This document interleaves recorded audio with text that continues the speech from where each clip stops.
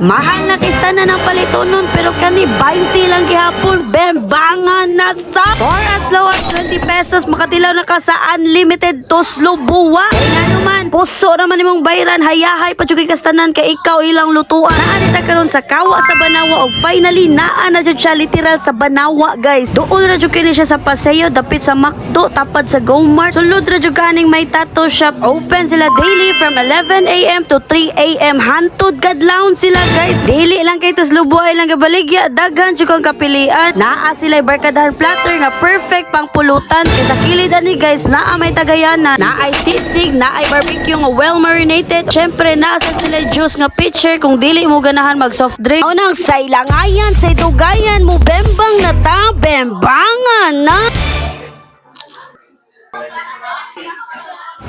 Da piti kay uy bitaw, guys, mao din yung pinakaunang tuslubo nga akong natilawan sa Pasil, pero close naman sila dito. May na lang open na sila sa Banawa, hantod kadlawon pa jud. Kung naay mawala na si maabot, mao nang say langayan, say dugayan. Ari na dayon talang kay bembangan ngani. Bembangan na! Bembangan na! Bembangan na. Bembangan na! Bembangan na.